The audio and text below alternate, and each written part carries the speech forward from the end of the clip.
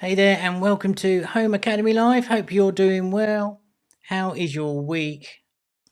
Has it been good? Let me know in that chat. What is up, everybody who's here already? Glad you can join us. A little bit of a different roll of pace today. Going to deep dive into some hybrid casual kind of stuff.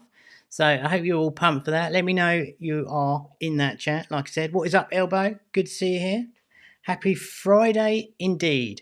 So yeah, we're going to leave the new games. There is still the feed on the Discord, so if you haven't joined us on the Discord, be sure to go over there and come and get involved. You can see all the new games that we're releasing each and every week.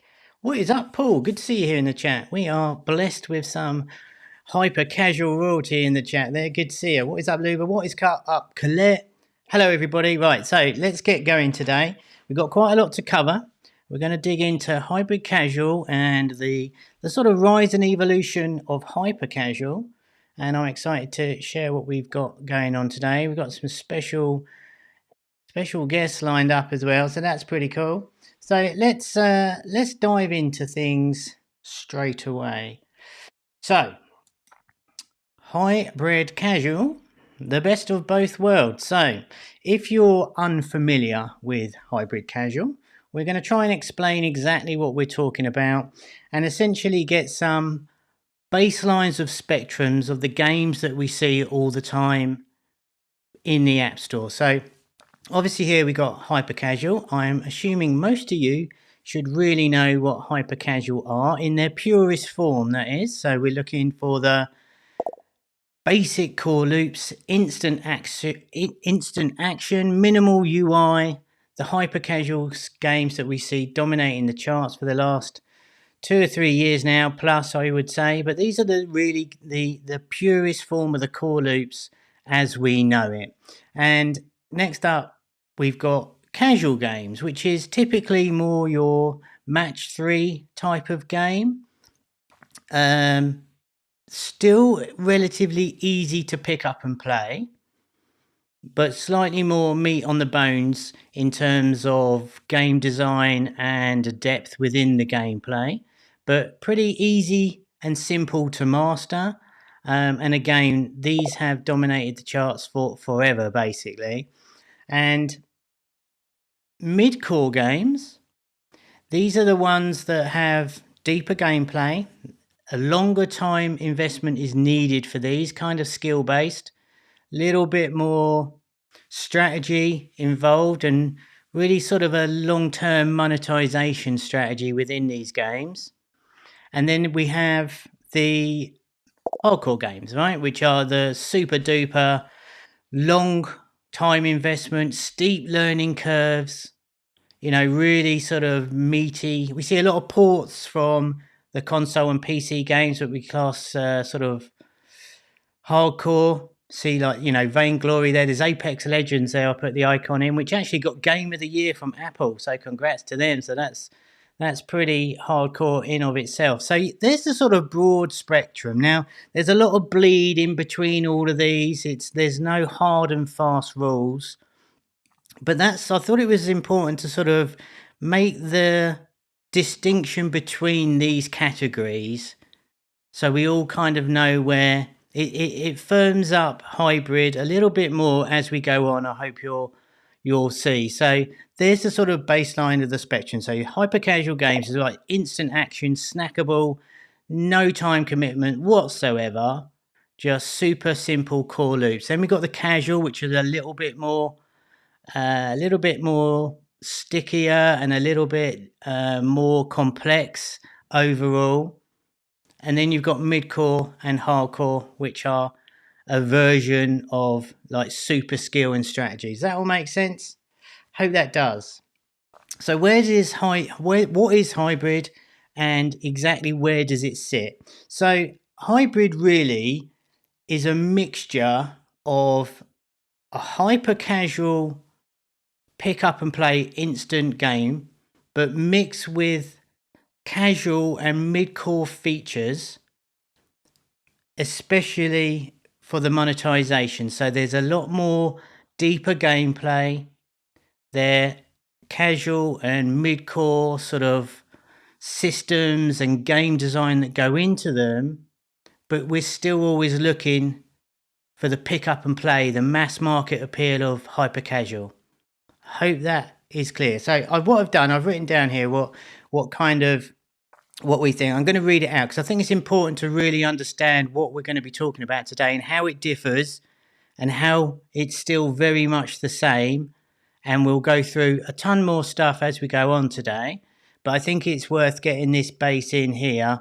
So we can think of hybrid casuals as hyper-casual game core loops with the simple mechanics and all the things that we know and love about hyper-casual, the no tutorial, you know, the mass market relatable games, but they are amplified with features from mid-core and casual games. So we want to keep the snackable essence of them. We want to make sure that they're really short sessions still. Short sessions in terms of things that can be achieved within the game. So all the best parts of hyper casual, but backed up and underpinned by this longer term motivation, which increases retention and obviously some sort of longer term monetization and a greater player progression. So that's the kind of headline of it all here. Obviously, this will be up for it will be inside the academy as the replay and stuff like that. So if you want to get the details, do head on over to the academy afterwards, and we'll be covering a lot more of this stuff moving forward.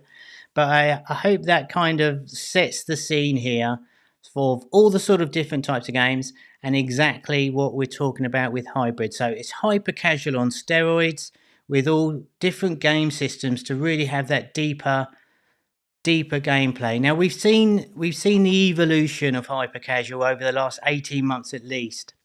And if you've joined us on Home Academy Live over the weeks we've been doing this, you'll see that the purest of hyper casual games, there's not too many of those that come about these days. You know, they're all adding more meta onto the games. They're all adding more skins and all sorts of different things to try and keep the players around longer, which is really the goal with all of this stuff, is to increase that LTV and keep people in your game longer. And gone are the days when we first saw like the helix jumps and the roly vortex where they launch and they haven't even got any skins. It's just that core loop that repeated. And it's the TikTok sort of thing. You just want to go in and have a quick go of something. And as we've seen the evolution of hyper casual, they're typically always bigger games now. As CPIs and CPMs rise, we need to get that LTV up to make it all work a bit better. But it has to be said that hyper casual is still a huge opportunity. It has dipped in the last year, but it still dominates the App Store by far. There is incredible numbers behind it. We will go deeper inside the academy and share some numbers with you of the sort of stats that you can see of the games. But you know, it's not dead. But what we're talking today about is like we want you to take it to the next level, and this is where we see things going over the next 12, 18 months. So we want to arm you with everything that you need to start thinking about what is this hybrid casual and how can I get involved and what does it mean for me?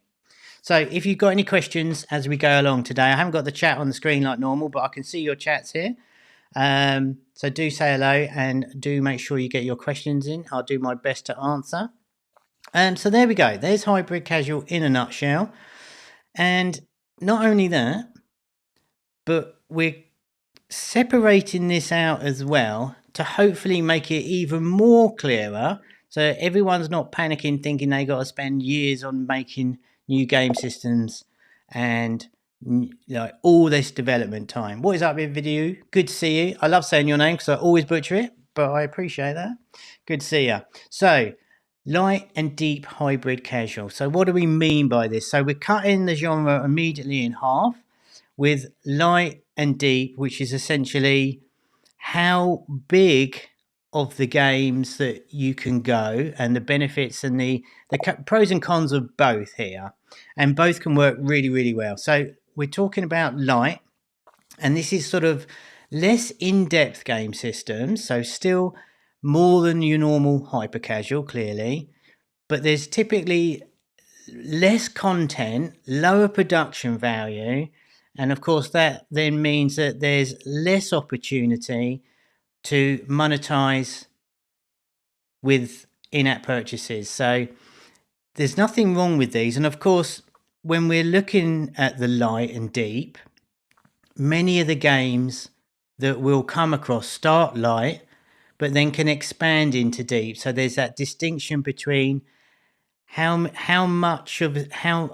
big and how complex the systems go, and how do you sort of break this down.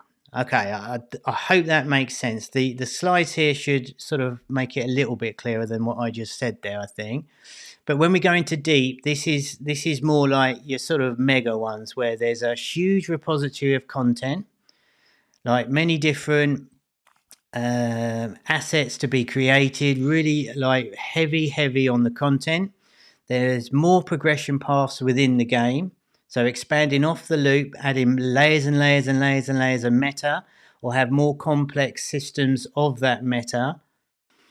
And you can also start tapping in a little bit into like gaseous systems and loot boxes. And if you don't know what a gaseous system, we're going to be covering this more and more as we go on. But these are the sort of, they get their name from the gashapons from Japan, which is kind of like you basically put money into the machine and the kids would get a toy. And essentially they differ from loot boxes because you pay money for them, typically in-app purchases, but with these gaseous systems, whereas a loot box would be random and could contain skins and stuff, the gasher is normally will move you forward within the game specifically. So you'll be paying for something that would advance you in the game rather than having like a spin the wheel for a different hat or something. But we'll cover all that as we go on. But Gasher and Loot, they're very similar. Loot is sort of spin of the wheel, normally like fancy skins and stuff, whereas Gasher is very much like, you know, you'll use that to progress in the game and better yourself. And the overall production value of deep hybrid casual will typically be really high. So the light is kind of like the sort of low end sort of hybrid game when there's nothing wrong with these whatsoever.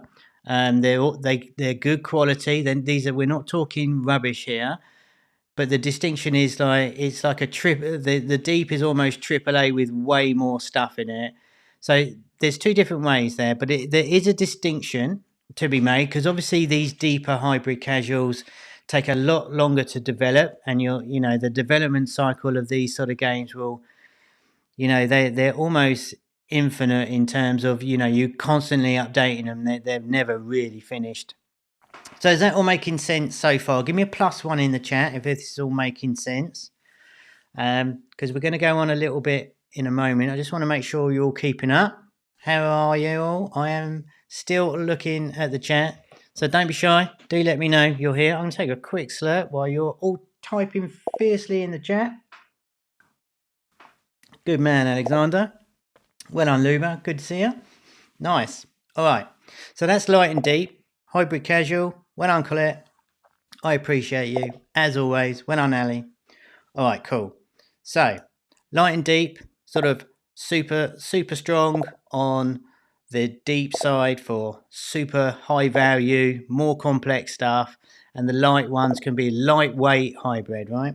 Lightweight, that's probably a better way of putting it. Alrighty.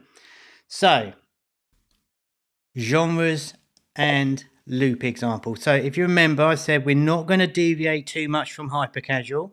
We still want that mass market appeal with short game loops. And you can see on the screen here, these are some of the ones from Homer. So inside Homer, we've had our hybrid casual division here underneath the bonnet, behind the scenes for many months now, as we have our casual section. So we're all primed up for this. And you can see here some of the games I'm sure you'll know. Excuse me one moment. Wow, totally malfunction there.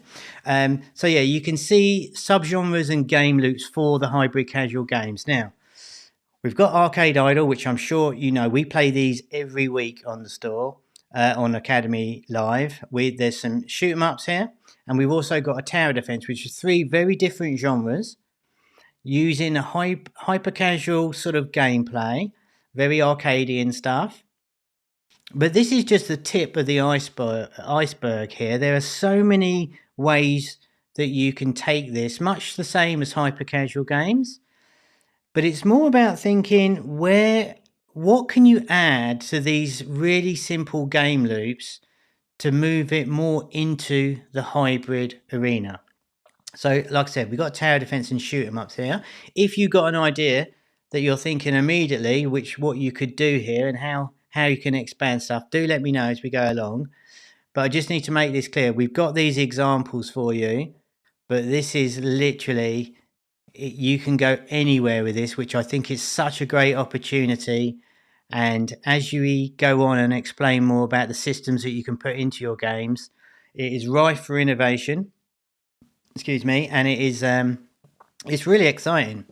So luckily enough for me, I've tapped up two of the publishing experts here, and I'm going to pass you over real quick to Jules. Now, Jules is probably the world expert on Arcade Idol, and he's recorded a little bit of something for us. So I'm going to pass him over to him now, and we're going to see Jules give us an example of the Aquarium Land, which is just what we saw on one of those gifts there. So here we go. Hey guys, nice to meet you all. This is Jules. I'm a publishing manager here at Homa Games. I'm PM specialized in Arcade Idol, so basically hybrid casual games featuring management mechanics, tycoon mechanics, things like that. And I was the PM behind Aquarium Land. To give you a bit more context about the game, Aquarium Land is a game where you go fishing with a really innovative fishing mechanic that the studio came up with, where you chase fishes around. And actually what makes this mechanic great is all the polish they brought to the core mechanic. So fishes kind of accelerate when you start chasing them. They have specific movement patterns. Different fish types have different movement patterns, which makes it interesting as far as the progression is concerned. So all of these little details already made the core mechanic interesting. And then once you have those fishes, then you drop them in aquariums and you sell them. And once you sell them, you get cash, you unlock more aquariums, which unlock more fishes, etc., etc. That's really the progression. And what's interesting about this game is that, first of all, it's quite juicy. So as you can see, the colors are great, the environment design is great. And it has some very interesting animations, such as the diving, which was really the catchy thing that popped on creative. And from the get-go, we actually had great metrics from the prototyping stage. We're at 30 cents CPI, and actually great metrics. I believe we were over 2,000 seconds playtime, way over 40% retention, things like that, because the game had quite a lot of content from the prototyping stage.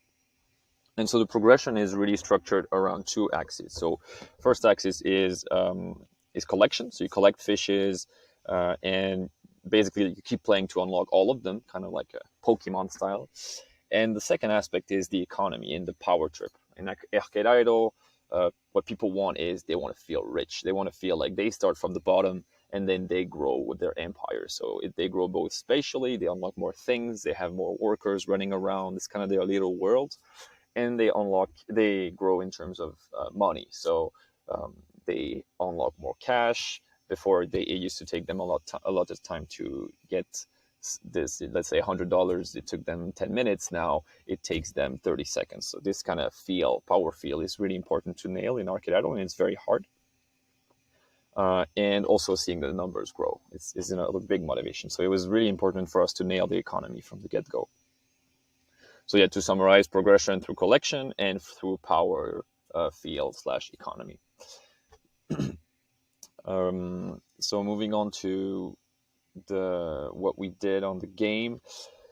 We tested, as I mentioned, a lot of economies to make sure when you unlock a new fish, the fish is actually a lot more expensive. So you get a power feel, just like as soon as you unlock a new fish, you get a feeling of power, of being rich in a short boost that quickly gets resorbed in the cost structure of the economy later on.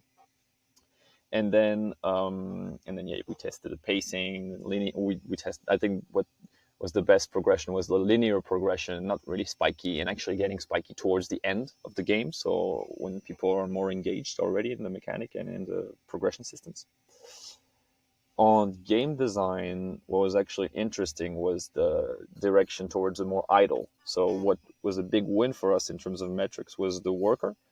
So having workers fish for you, etc., was something that people liked a lot, and that got us a lot of retention boost.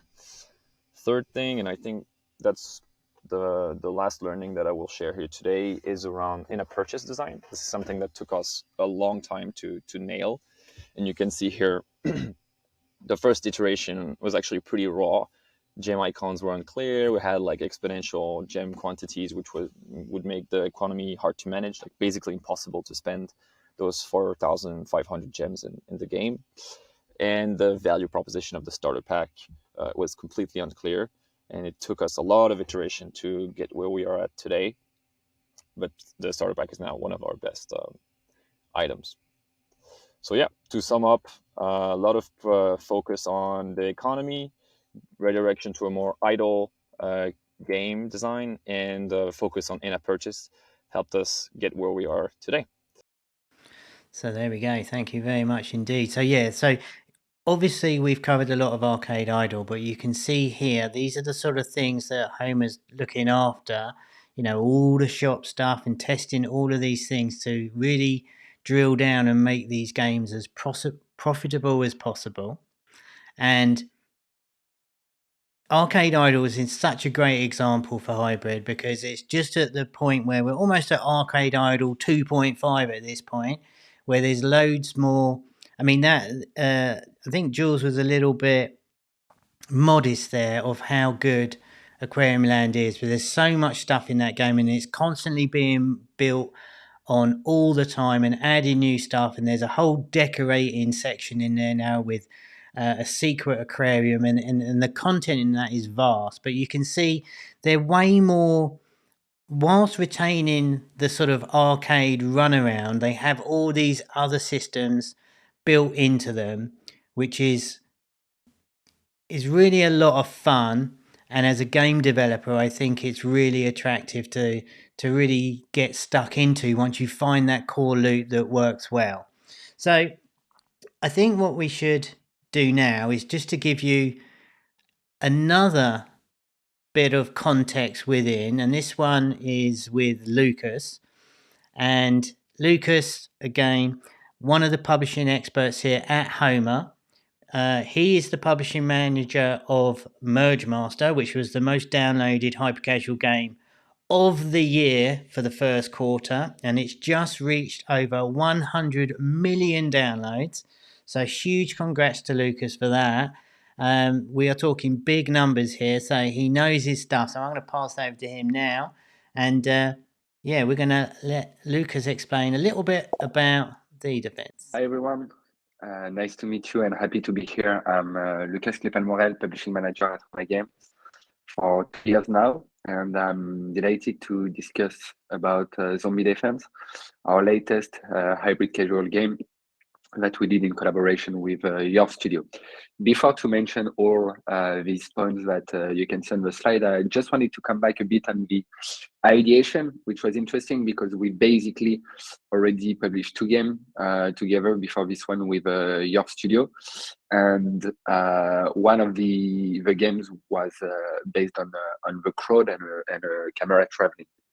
We didn't really reuse any crowd take before, but the studio wanted to work on it. So they basically worked on a take which can display a lot of hair zombies, but units at the same time on the screen without reducing the frame rate. And starting from this point, we decided to find a good theme. We were all quite good players on Call of Duty, and especially on the zombie mode, which was an interesting game that everybody knows, and we wanted to try back on mobile. Big kudos to Yor for the strong level design and the clarity in the videos, which helped us to go from $1 CPI on first test with very good in-game stats to finally 30 cents and being able to soft launch the game.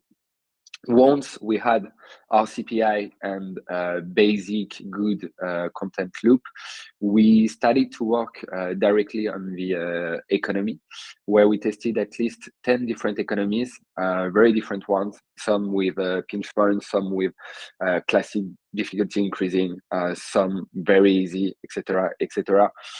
Which managed to lead us to an improvement of at least 10% in the ad LTV, and basically pushing as well the in-app purchases.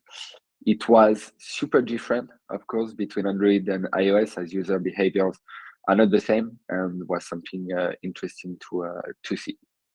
Then we directly thought about redirecting the game to a more soft RPG direction by really focusing the meta gameplay around the weapons, character, loot improvements, but also some new gameplay modes, which were, for example, Infinity mode or Colosseum, which is more like a bonus level.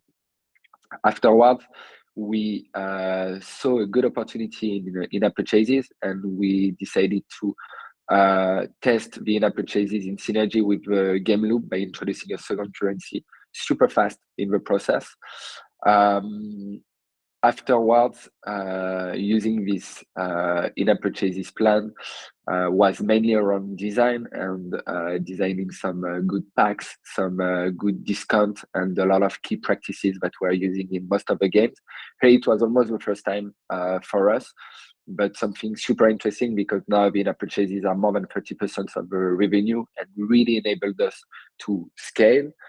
And scale a lot thanks to the revenues here, but also to attract like more deep users that we could call whales, being able to really spend a lot in the game. Even though it's 35% of the revenue today, it's still only 1% of players which are purchasing in-app purchase into the game, which is even more interesting here. So there were these both focus around in-app purchases, monetization, targeting more expensive but also more interesting users, as well as having an ad LTV which was strong enough in order to compensate the CPI rise. Which leads us to our growth strategy that I started to discuss a bit, where it's very classic in hybrid casual, but super important for, I think, like all studios to really understand this. It's not anymore only the CPI which will drive your game. It's mainly the LTV. And even if you have like a very high CPI, you have to look at other KPIs, which can be playtime, session length, wealth potential, how many people are remaining into my game on D30, D60, D90, because these users will allow you to really increase your LTV, global LTV, but also to renew some scale thanks to this wealth. Now, what we are working on, we're in the post-launch plan, and thanks to the data team, we identified a lot of pinch points where we could use them in order to increase the LTV. Basically, you can see 3 different layers of players into this game. First ones will be like the easy players, very casual ones, where they play levels, don't want to fail. If they fail, they churn. To them, we are addressing a way more softer economy, more relative to ad-based.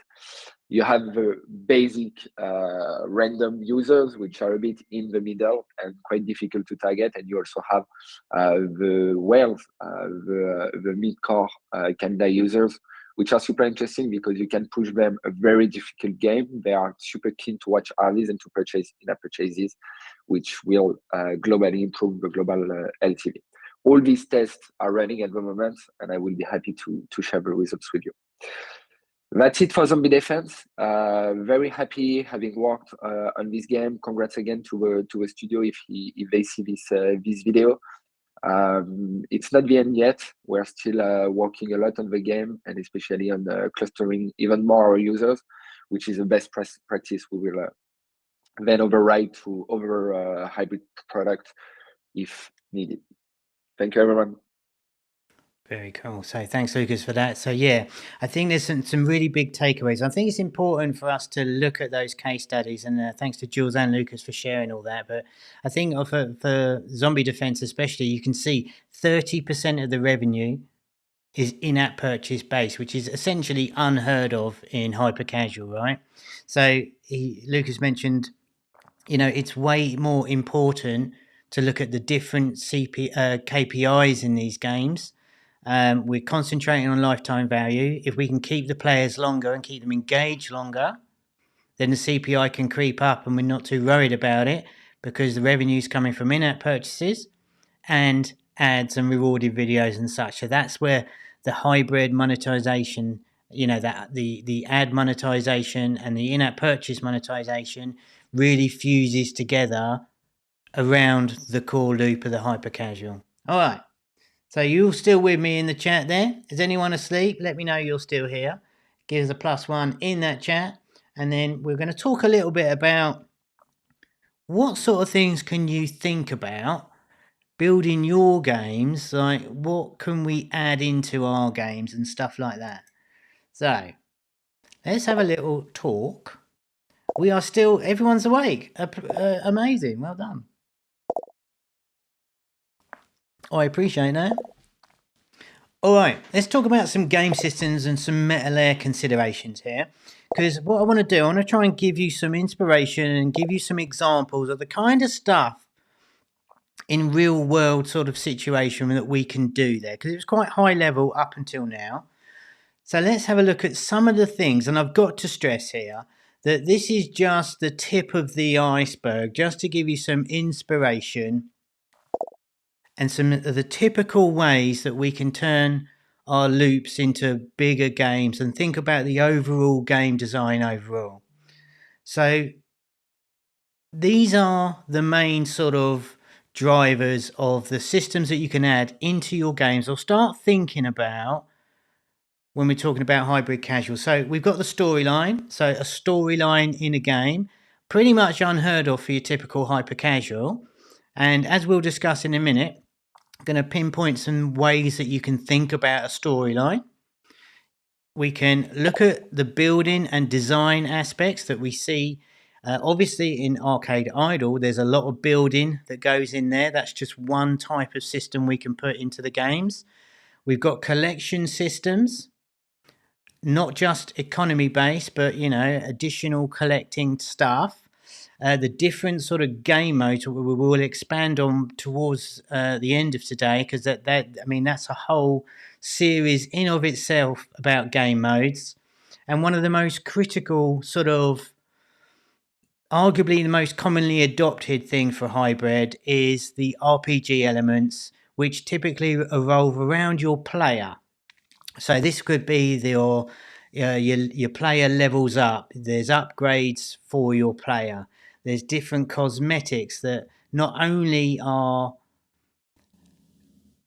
they different cosmetically, but the gear itself can have influence on the game. So the shield gets stronger, so you take less damage. That kind of thing. I'm sure you're all very familiar with RPG games, but these sort of systems can be baked in right at the start of your game to see how you can expand it further. And of course, that goes on to skills and traits and all that kind of stuff as well. So that's these are the headline ones, but let's dig into these a little bit deeper now and have a look at the storyline. Let's start with that one. So here you can see two examples, which are very, very popular games. I'm sure you know the one on the right, Subway Surfers. And I thought I wanted to include this because you might be thinking, oh my God, I've got to write a novel here. I don't know anything about storylines or plots or anything like that. But if we take a look at the start of Subway Surfers, the dude is spraying on the train there, and then he gets caught or gets noticed by the big fella behind him. And this here is a really basic storyline. So you're starting the game with the premise that you're running away from someone. And that, when we look at a lot of the hyper casual games that we play every week and you see, and are probably on your phone, you just open them up and they just start for no reason. So when we're talking storylines, you can go as elaborate or as basic as this, but this really does set the scene. So you can really think about simplifying a narrative concept just by doing what Subway Surfer's done there, and I think it's really clever. And we can tell stories in all different ways, so that's really visual. You know, when you think of a story, maybe you'll think of pop-ups on the screen with loads of text writing. There's nothing here. It's all visual and a little bit of audio in there, but it really does create a deeper emotional sort of tie-in that you're having with the game experience. It creates some immersion a little bit more because it has a little bit of purpose, and a lot of the times it can really explain a lot of the goals of the game. So like I said, we're going real high level here, so don't panic, but I thought it was really interesting because Subway Surface, obviously, I don't know, I mean, they must have, I think it's 10 billion they've reached now. But I thought it's a really clever start. We see plenty of other games do that. I think not Talking Tom, but the Tom games, they do that as well, where you're running away, and it's a really clever way just to, you know, we're talking about leveling up your games here, and these small little things is just something to give you an idea on. And on the left there is from Merge Mansion, which is a big casual game. It's a match-free game, and this is really high quality. But you can see at the start, it's like, oh no, Granny's been arrested, what's going on? And immediately they slam you with a plot twist where as she goes all that and like, he is still alive. And I thought that was really cool. So there's not a huge amount of narrative that needs to be there, but it's just way more interesting immediately. Jilly says it connects you more to the game and gives reason to play. And I think that's a really nice way of putting it there, Jules. Yeah, exactly. It just gives you a little bit more reason and puts you into the game and sort of creates that little bit of immersion. And we played a game called The Nom on Academy Live a couple of weeks ago. Might have even been last week. And it was really interesting to me because we all said when we were playing it, like, what are we doing in this game? It was built so well. And we just didn't know what the purpose of the game was. We kind of guessed what it was, but just a little bit at the start there of that game would have really transform it to something where it puts you into the world and grounds you immediately of what's going on. So yeah, there's the bullet points there. Establishes your game tone. So with Subway Surfers, kind of fun and funky. There's no sort of massive threat. And it can also give you the opportunity to add different storylines that can twist, and you can go so many different ways with this if you start thinking about it. So the slides will be available earlier. They'll be available later on inside the Academy, but I hope that gives you some sort of top level notes there about storyline.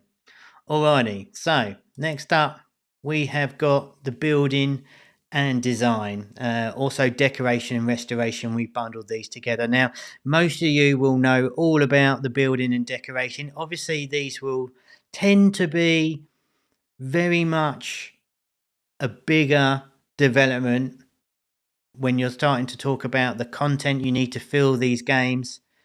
But these they're very relatable straight away. Everybody knows exactly what's happening with these decorating games. They give you immediate purpose and goal. High levels of personalization on this. Great to explore this because people will feel that it's their own little thing. Very, very popular. There's none of the bigger casual games really kind of leave this part out, but that doesn't mean that we need to aspire to this. It's just something to think about. We've seen many sort of relatively lightweight versions of building and expanding land and stuff, so don't be frightened by any of this. This is just to give you some ideas. And of course, we're talking about hybrid, so we need to think about, well, if we do this, what does it give us? Well, we have a ton of in-app purchase options, which is why they're a really good model, because lots of things that you can buy that will be personalized, bespoke items, you can speed up and auto finish, and all sorts of tie-ins to seasonal things as well. So build, design, decoration and restoration, a really popular one. We see, I think that's Merge Mansion again on the left there. And we've got a very popular Royal Match 3 game here, which is absolutely stunningly beautiful and done knockout this year. Always featured on the App Store, this one. But yeah, really good fun, and people really own these sort of games. Okay. Collecting. All right, obviously we can see Pokemon Go here, so we are not trying to build Pokemon Go, but collecting is a really, really interesting one and pretty doable.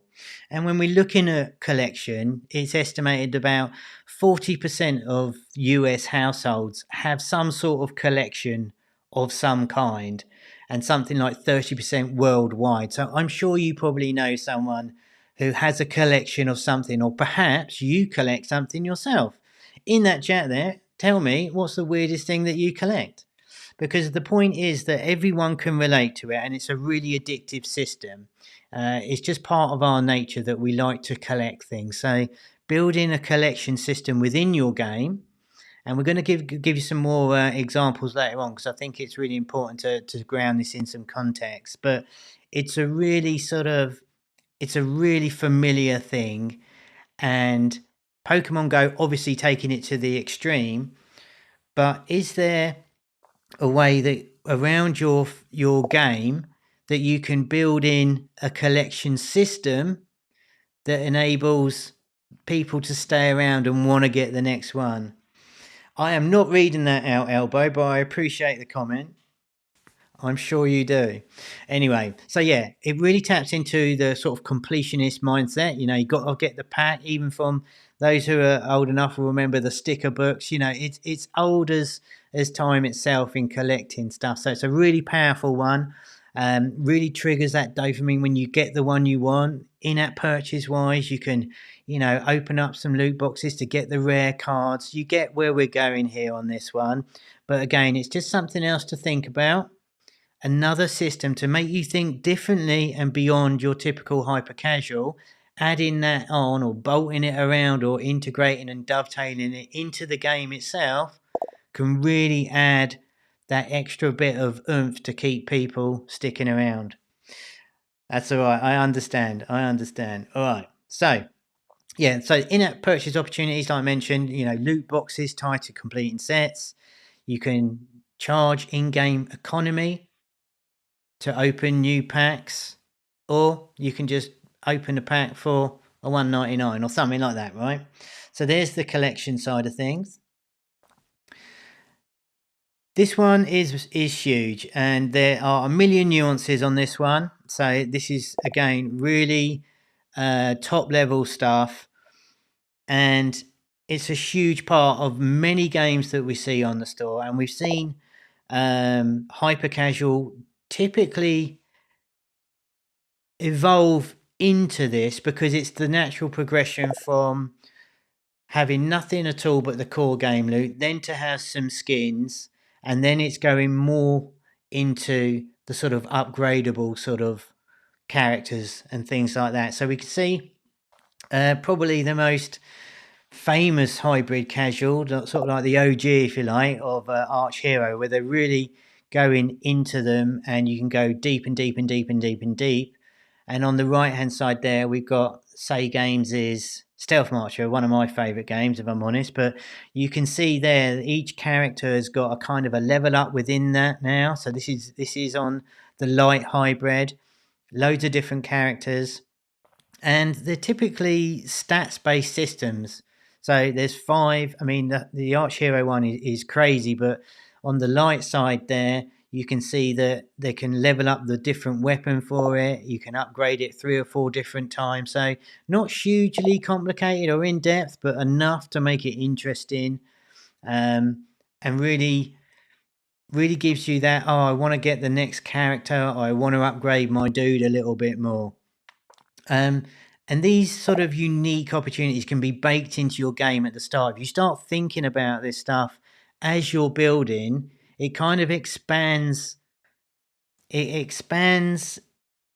your game design muscles as you're planning out your core loop. And that's kind of what I want to get across today. So a lot of the times you need to grind for all this stuff, but this is where some of the in-app purchase opportunities arise, when you can buy new characters. You can get rare or legendary ones. You can see the headlines we put on the slides there. And they also can tie in with the storyline factor as well. Imagine, this next level you meet another person and then you get a chance to play as them. So it's these sort of choices and things like that that really expands how you can take your games in any particular way. So this is all, there's a lot of blurry lines in all of this stuff, but I just want to, I wanted to make sure that you don't feel afraid that this isn't an opportunity that you can move into, and I want you to just think about this sort of stuff as you're building your games. We've been saying a long time on Academy Live to, where's this game going to go? Where are you going to take it? And that's really what you need to be thinking about. For the characters and stuff, typically these are based on one player type games. If you're going to go really deep and have PvP and multiplayer and stuff, the play to win factor comes in as well. That needs to be said. So, probably not going to go that far, certainly initially anyway, but you just need to make sure that you're not making a play to win, because they don't normally go down too well. But yeah, this is so huge, this RPG element of hybrid. It really depends on the type of game you're building as well. If you're depending on the type of game, it will depend on how you could implement that. But it's just the mindset to get into, in terms of how do I expand on what I've already built, on what I'm already building in terms of my characters and stuff, rather than just a skin and you can buy him a blue hat or a different character entirely. Alrighty, so that takes us really into the monetization and some of the game modes that we can think about. So we've gone through the sort of elements and the systems that you can put in. Can you collect something? Do we upgrade the players? How do they progress? And let's touch a little bit on the monetization side of things, which is, again, it all dovetails into one. But the game modes are really interesting, because this is where you can really expand on some of the stuff that you already know how to do, right? Okay, so first up is the monetization. And again, this is quite... I just got a drink here. Wow. Okay, so you can see a couple of shops here. These are taken from us. And by the way, if you're panicking about how am I going to build all this stuff, don't worry, because we've got tons of these templates here that are tried and tested, like the shops and other systems, that as if you come and test with us and your game seems promising, hit some KPIs, we've got all these templates ready to go. So we can just plug these into your game. So don't panic on this. And we'll get to a little bit of that towards the end. But these are some of the shops from us. You can see the one. This is the same one that Jules, excuse me, Jules was showcasing earlier with Aquarium Land. But when you're thinking about building these systems into your game, with your players more emotionally involved in it, and they want to come back and play the next day and level up and all this stuff, you can start making some packs. The starter packs with, obviously, a remove ads is always a great one, but you can sell the economy. It opens up to limited time offers, all seasonal kind of stuff. Tons of different packs of monetary value, which is certainly when we were making games properly in the studio, in my studio, we always used to put some really stupidly high in-app purchases in there, and that was for the whales, and there will be people who buy them. So you can load your stores up, and it's really, if your game is designed around helping the player to level up and feel involved in your game, they're much more likely, as we saw that Lucas said, 30% of the revenue from Zombie Defense comes from the in-app purchases, and there's only 1% of the players who buy in-app purchases. So I'm sure you can imagine the power of this and why hybrid is such an exciting thing coming forward. So yeah, you've got also VIP subscriptions. You see this quite a lot, where you can, a weekly charge for people who are all in on the game. And of course, it wouldn't be hybrid without the ads and rewarded videos. Obviously, interstitials are way less frequent within the game, but rewarded videos still play a strong part, the hybrid with the in-app purchase and rewarded video as the model. There's a lot of stuff you can do with that as well, which is why we said it's the best of both worlds, really. Okay, let's talk about some game modes, because this is vast and we can't cover everything today. But you have. Now, I've been saying for a long time how much I would want some maps to come back, because they are probably the most simplest way that you can add some depth into your game and have a really clear progression system that seems way more real. And it was really interesting because I've seen so many lovely maps, and I was so excited to do a little GIF here for you and show you some beautiful maps. And then I was looking at this Bubble Witch saga from King, right? Which is a bubble shooter game. And I hadn't seen it a long time. I just fired it up, and they had this really sort of old school, almost Angry Birds level numbers here. You can see that on the first little phone there. So it doesn't have to be super fancy. You don't have to make these elaborate maps. But what this does for your game design is really segment it out, and it really shows the player exactly where they're going and where they are in your world. It's a really interesting thing. They fell out of fashion for the hyper casual pure, because they literally were, the hyper casual was just essentially endless and stopped after 30-45 seconds. Whereas in the hybrid, we want you to think about how can you make it feel bigger without it necessarily being bigger. I know that's a little bit upside down in thinking, but I think there's a revival here, and it's a really powerful way and an easy way to sort of start thinking, oh well, instead of just having, I'm on level 47 for no reason whatsoever, just separate it out with a little bit more game design around it, and you can beef it up a little bit.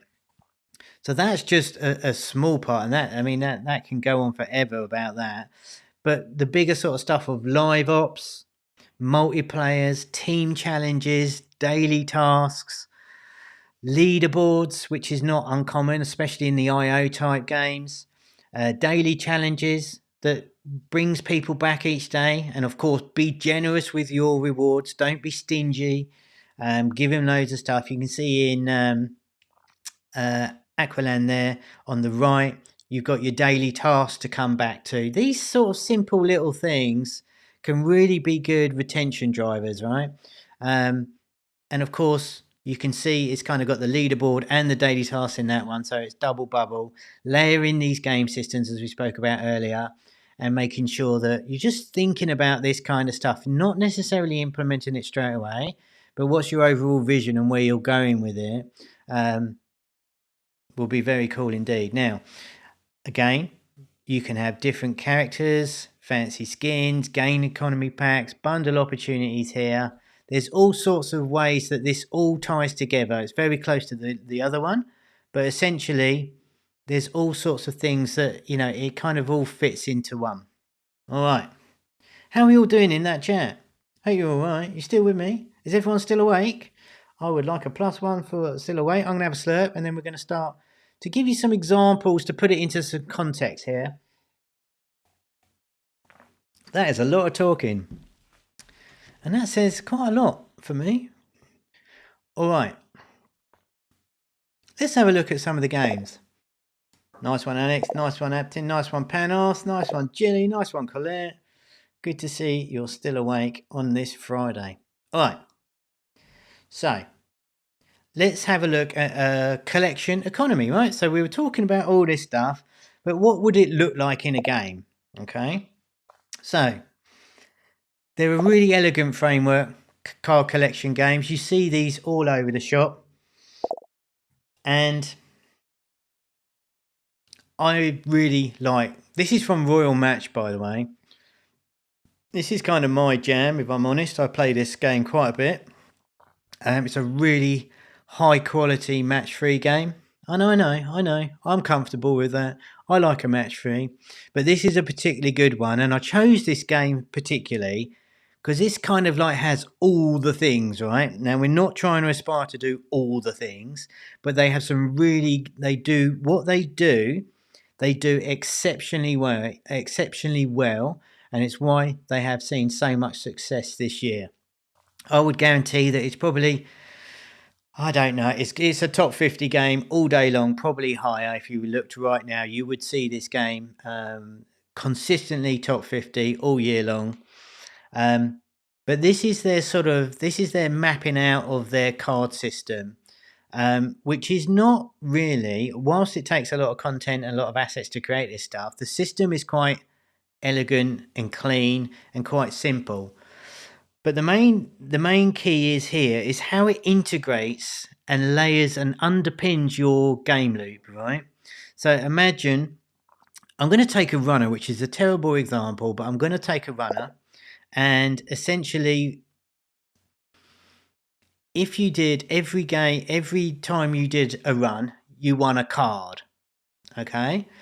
And you keep doing the runs, the sort sessions, and then you win another card. And your idea is that you collect the cards, and each sort of card set, you keep collecting these cards. Now, all of a sudden, your runner is just not an endless hyper casual runner; it's a card collecting runner. Does that make sense? So I think it's really nice to see how this one works in terms of being rewarded cards at each time you win a particular thing. How you pace this and how the flow of the game works and how it works together is really down to your choice and some experimentation. But this is just one, and like we said, there are hundreds of different ways you can take this. But if you put it together like that, then you kind of got a card collecting game opposed to an auto walker. Does this make sense? These colours are really eye candy-ish. Yeah, this is a beautiful game. I highly recommend you download this one. But this is the collection economy of a card system, right? So each time you do a particular action or win a round, you have an opportunity to win a card. That gives you options to, if you miss out on a card that you want, you've got a rewarded video, or you can buy packs in the store. So all of a sudden, the fair exchange of value for your in-app purchase actually means something, rather than watching a rewarded video to get, again, that golden hat or whatever. This makes sense? And of course, there's also social elements in this as well. There's all sorts of ways you can take that, but it's really addictive, and we know that people like collecting stuff. Again, 40% of the US household, 30% worldwide. Someone, 1 in 3 households across the world has got a collection in it, so we know it's an addictive thing. So there we go. There's the collection economy within Royal Match, which I thought was really nice, and I highly recommend checking that out. And then we've got mini games, live ops, and side quests. Now, oh my goodness, this, like I said, this is like AAA top level stuff. So don't feel like, oh my god, I'm never going to be able to do this. Obviously, you don't need to do all of them or any of them, but the mini games or events or the side quests, they vary widely in scope. And the most common part is with the mini games and stuff is they never deviate from your core loop. We've seen tons of hyper casual games try and evolve deeper and add meta, and it's got nothing to do with the game itself, and these will typically fail. I know an example, but I won't name names, but essentially it was a runner, and then you started cutting up a bit of rock, and then you put something in a gallery, and it made no sense whatsoever. So the most successful ones retain the core loops, and they're just an extension of the sort of the main game, and mostly they have really generous rewards, so they make sure that it's actually worth doing them. This is where we throw in our pass-fail prototypes. Well, Elbow, that's a really good point, and we will go over some questions at the end. So don't be afraid to write in that chat, and I'll get to them. I'll look for them after. But yeah, exactly. This is where you can add some of your failed prototypes potentially, or just have a think. You can reimagine them to fit in with this. So the live ops, the mini games, all of this sort of stuff is really good. And I want to highlight on this one two things really. You got Lightning Rush, which is a weekday event that essentially gives you an hour free play. So typically when you open up the game, you get 5 lives. It's a typical match for you. If you've ever played one of these things, you'll know what I mean. And then if you run out of lives, you either have to buy lives or watch a video sometimes. But what they've done, which I thought was super smart, is they give you an hour free every day to play the game. So you can almost build a habit around it. You know, it builds that habitual sort of tendencies to say, right, I know during the week I get an hour's free play. So if I want to kick back and chill, I can come back to the game, which builds their attention and yada, yada, yada. The other good thing about that is that, especially the way they've done it, is that it's not timed. So I don't have to, it doesn't have to be 6 o'clock. I can log in at any 24-hour period and take that 1 hour play. So I really like the Lightning Rush. And as you can see on the slide there, they have weekday events and weekend events that differ. So there's always something going on. It's very, very clever and very addictive if this is your sort of jam. But again, you can start thinking about these are the sort of things that you could potentially put into your game, or start thinking about where your game could go by adopting some of these systems, right? All right. Okay. Next. All right. Decoration. We know this one. We had a look at this earlier. I don't think this needs too much explanation. But again, they do this one really, really well. And they have different areas that you can expand on. But I thought I'd mention it here because I love the way, you know, we always say in Hypercasual how good it is that you start and you're already in the game. They sort of take that to the same level here. So as you're decorating your game, you can see it change on every screen that you play. They have different areas. So there's always that next one to unlock. And it's absolutely stunningly beautiful graphics. So that's the sort of decoration side of things. And pretty much last but not least, the social aspect of all of this and the sort of battle pass types that are, again, pretty advanced stuff, but it's worth thinking about, as you can, you know, where some innovation could come in is if you can make a version or this, or take the essence of some of this stuff and start thinking about putting it into your game. So these guys put a team. You can join teams, which is amazing. You can help each other out with sharing lives with your teams. Remember, I said you get 5 a day, but you can get 3 lives by helping with your teammates. There's a leaderboard within the team. You know, it's all this. Ta-da! 1 second. Let's just get rid of that thing.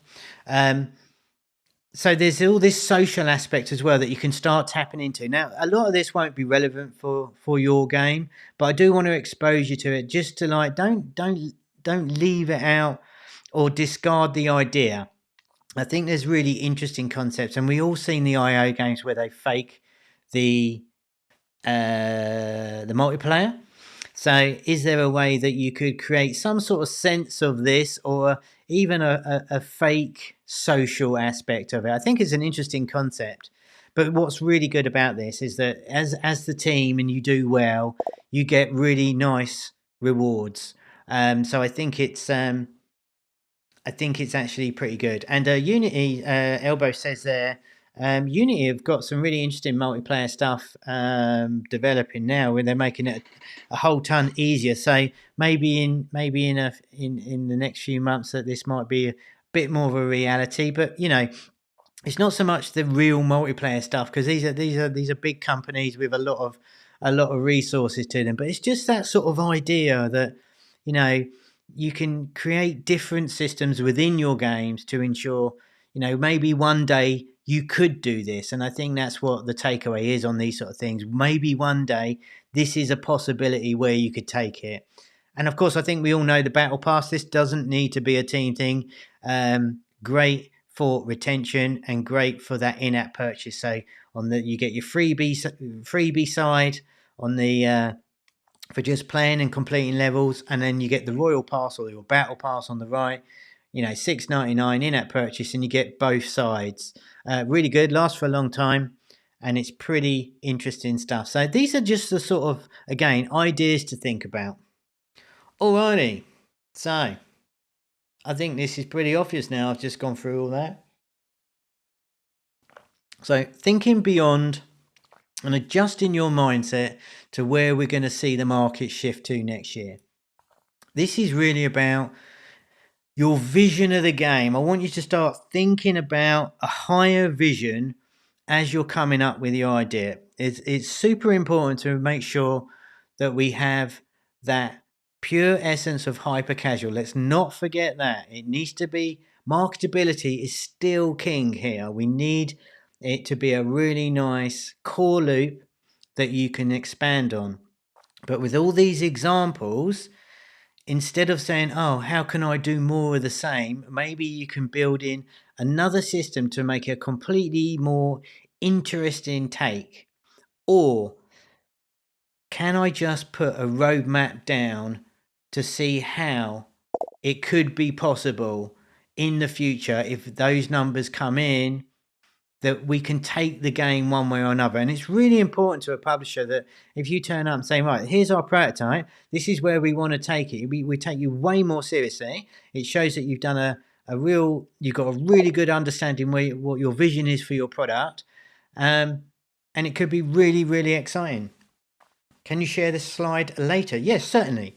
So this will be, the replay will and slides will be available within the Homer Academy. You can, it's free to sign up. There's some links in the description. We'll go through that in just a sec. But yeah, so it's thinking outside of the hyper casual that you're probably been used to building. How can you expand on the vision of your game? What could you layer into your snackable games that can adopt one of the systems and some of the stuff we've spoken about today? And most importantly, would it make sense for you to add one of these systems in? So this is not like, oh, well, Kevin said you should add a card game in. But, if it makes sense for your type of game, can you logically fit it in somewhere? So we mentioned before there was sort of that really, really weird mismatch of one of the games we played this year, of they've added meta in that made no sense to the game at all. So if I am an auto walker Roman warrior with a sword, and then I get to the end and I start building an ice cream parlor, it's kind of like, what are you doing? It doesn't make any sense. So it's more, like I said, it's that overall thing. How can we build a game that makes sense, that encompasses all these sort of layers that we've been talking about? Okay. And last one there, marketability. Of course, nothing's changed. Nothing's changed inside of that. Everything that we want to do, we need to make sure the market's there. It's the core rule of hyper casual, right? We have to make sure that our tests show signs that the market is liking it. So we are looking at CPI, even though we can go a little bit higher. CPI is rising. But we're way more interested in other KPIs. As Lucas mentioned in his thing, we're looking at session time. We're looking at overall game length within the game. What's the retention? We're looking for the longer interesting sort of metrics that are not purely driven by, oh, if it's not lower than 40 cents CPI, you're out. But you could have a 20-minute game session, right? So I hope all that kind of makes sense. We covered a lot of ground there. Overall, what's going to be the vision with all that information? What is your vision? You know, what happens at level 10? What happens at level 25 in your game? What happens at level 100?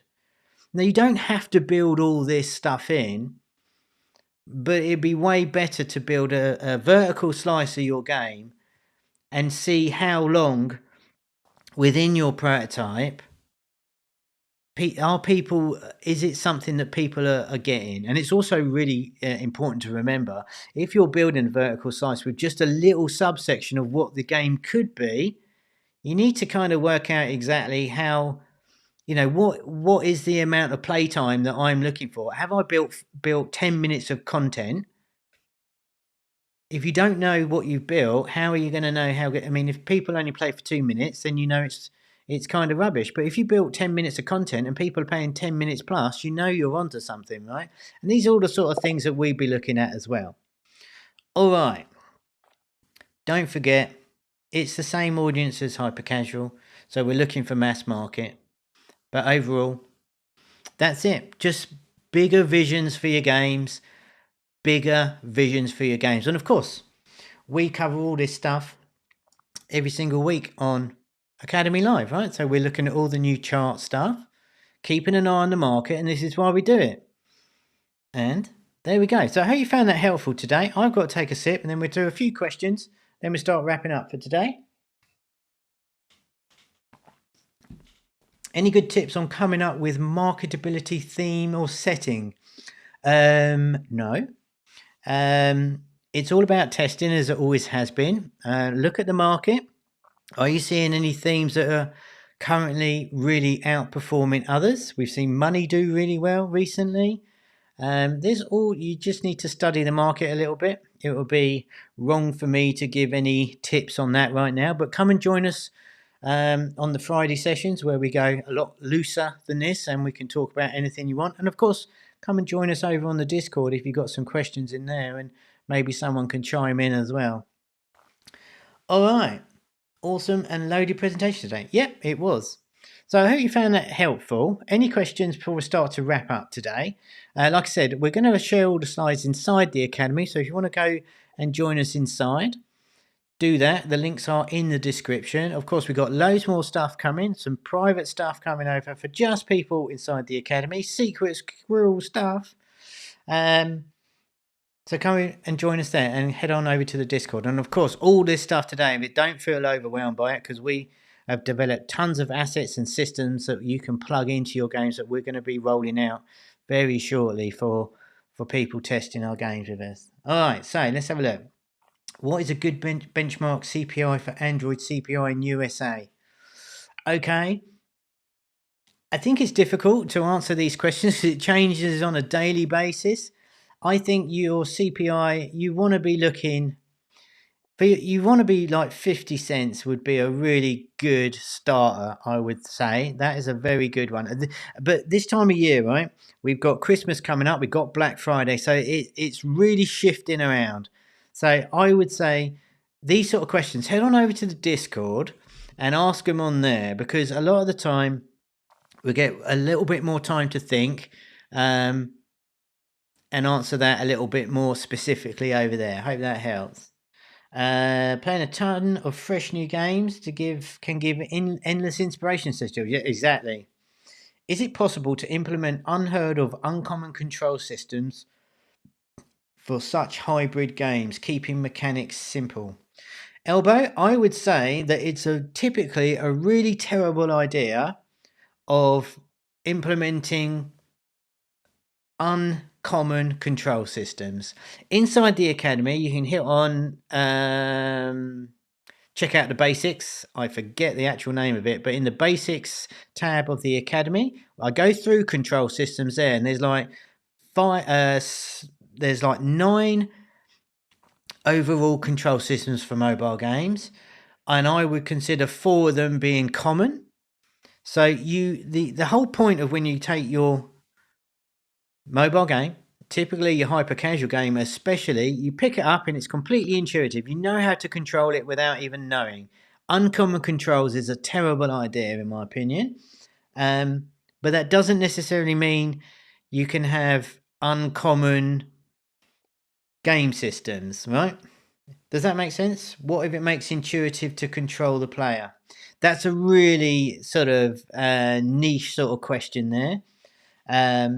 So it's very difficult to answer that. That is one for the Discord. But generally speaking, you don't want to reinvent the wheel ever with the control systems and stuff like that. There's no need to do that. It's very, very unlikely that people will understand. I mean, how many people play the games that you scream at your phone or two-handed and stuff, right? It's just not good. Alexander, how much dollars does Homer invest in each test of the ad campaign? Well, it depends. Typically, we get anything between $375 and $500 for the test. So we will pay and run adverts. You'll make the adverts, and we'll run them on Facebook and TikTok, and we will test your game for you. Take all the guesswork out. So you can do that using our self-serve dashboard inside Homer Lab. Loads of other tools inside Homer Lab as well. We're going to start promoting it a little bit more because low key they are awesome. You've got Market Watcher in there. We've got ideas modules. We've got the Academy, of course, which is, come on, I think you'll find you should like the video right now just for that. But yeah, so 375 to 500 is typical. Lasts about 3 to 5 days, as long as we can find an audience for it. And then our publishing experts will look at the results and get in touch if it's interesting, or we'll send you a message saying doesn't look like your skills are best placed on this one. What if the iOS KPIs are required KPIs to publish, but on Android the KPIs are a little bit different? Marianne, I'm sorry if I butcher your name. It doesn't matter because we will test on Android, right? So we'll only run tests on Android. But we know we can basically anticipate and guess what the iOS version is going to be. So I wouldn't worry about all this. The brain box's smart experts at home have got this all figured out. So it's not as if one of those could be a problem. I hope that answers your question. We will test on Android and we'll know from the experience and the data we hold at Homer whether or not how it's going to translate. It's not like 100%, of course, but we know if it can work on one, it will translate to another. So don't worry about that. But yeah, if you test with us, we will test. We need a US Google Play live game. Remind me of the big hit Golden Goblin. The theme is incredible. Golden, I don't know that one, but there we go, Newland. But yeah, come and join me over on the Discord. I'm going to start wrapping up today. Good to see everyone on the stream. Hope you enjoyed that one.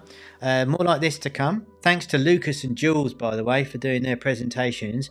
Really interesting to see how, you know, they were really good studios that they worked with clearly, and the level of polish and the attention to detail is really striking.